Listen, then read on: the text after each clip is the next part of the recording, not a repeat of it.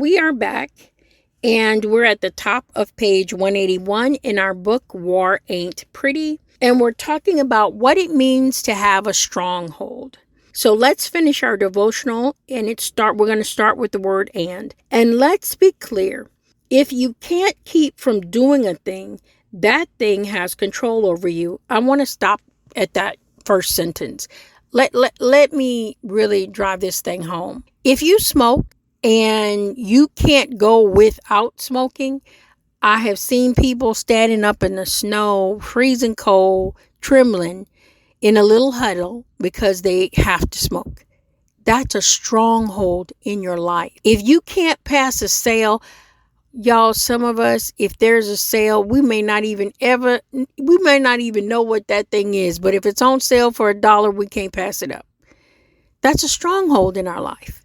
There should be nothing in the Christian's life that has a hold of us to the degree that we have to do it. The only things that we should have to do as children of the Most High God is share the gospel and live a life worthy of the sacrifice that Jesus has made. There should be no earthly thing that the Christian has to do with their lives.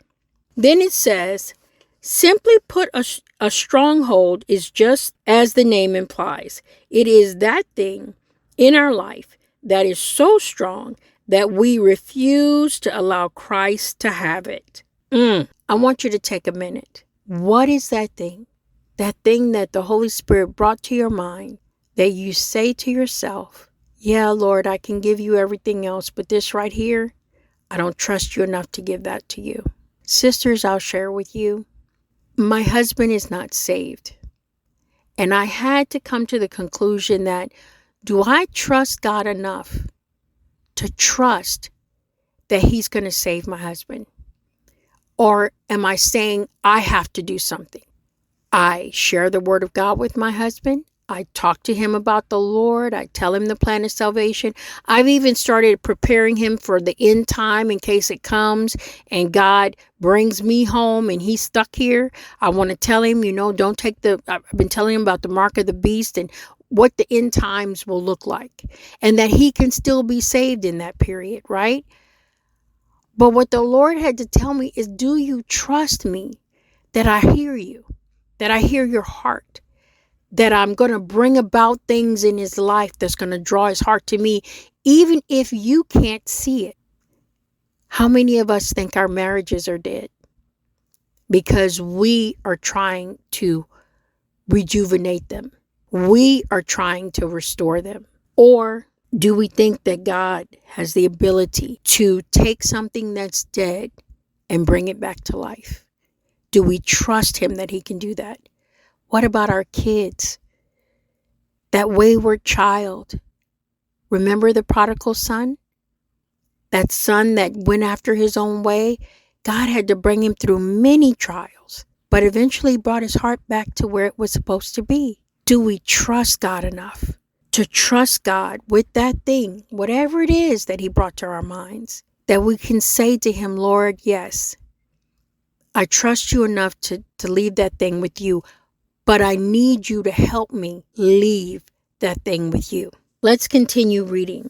Simply put, a stronghold is just as the name implies. It is that thing in our life that is so strong that we refuse to allow Christ to have it. 2 Corinthians 10:4b through 5 lets us know that through the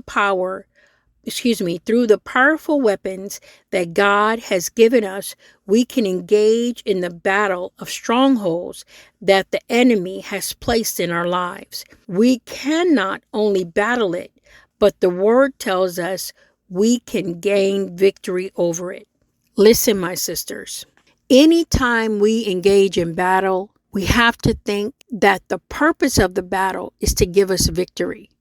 God isn't sending us through something just for the sake of sending us through it. He's allowing it to transpire in our lives to help us grow, to give us victory, and to give himself glory while he rains down his blessings, right? So if I have a stronghold in my life, Let's say that it's a minor one, just a really teeny tiny stronghold, right?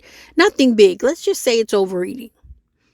And that's a big, in my heart right now, that's a huge stronghold. I'm thinking, well, Lord, I love my sweets, I love my stuff. And the doctor has said, but you got to kind of lose a little weight. You got to stop, eating so many sweets. And I'm like, I don't think I can do that. I mean, I love this stuff. I don't think I can do that. I don't have to think that way. I don't have to say I can't do it. I have to have the mind. Remember, God said that I can bring my mind into captivity, right? And all sin starts in the mind, moves to the heart, and then becomes an action, right? So let's start with our brain. I can say to myself, yes, this is going to be difficult, but God has designed this with me having victory in mind. So I get the victory over overeating.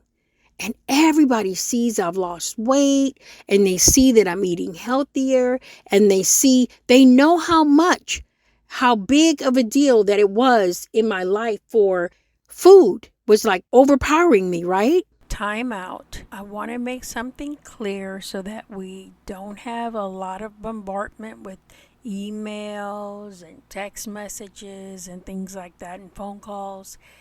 This is just, ladies, this is just an example. I used it because most of us have issues with overeating because we want to lose weight. Some of us just need to eat healthier. And food is a valid thing to talk about because it can be a stronghold in our lives. So I'm good, you're good, we're good. We want to focus on what is a stronghold. Not with the example of, is Shell suffering from a secret addiction? I'm not. Okay, ladies, back to our lesson. And all of a sudden they see that it has lost its sting. It no longer has power over me. Now it becomes a witness to everybody. But guess who else it becomes a witness to? Myself. And I start to say to myself, Lord, I remember when you gave me the victory. You gave me the victory over that stronghold. And I didn't even think I could ever get over that thing. Guess what, Lord? I know you're going to give me the victory over this one. That is the reason why Satan lies to us and tells us there's absolutely no way that even when we get the victory, that we're going to get over this stronghold, that we're going to be able to release its chains off of us. Because he doesn't want us to know that the end game is victory. Because when we understand that that is victory, that is the purpose, that is the name of the game, victory, then what happens when he sets up that next stronghold?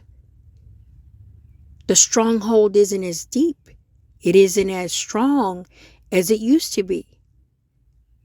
And the more strongholds that we defeat, the more we're polishing up our weapons, the harder it is for him to set up roots in our lives, and the easier it is for us to release that thing back to God. So as we close, I want us to think about the strongholds in our lives. Whether they're small strongholds in our opinion or big strongholds, all strongholds count. Because every one that's won polishes our weapon and gives us strength to fight. When we meet on the 15th, we will start to think about, we'll still be on page 181, and we will be talking about imaginations. What does God mean by and the throwing down of imaginations? So my sisters, be prepared to talk about imaginations and how that works. If you have any questions, if you have any comments, concerns, or input, please post them in our Facebook group.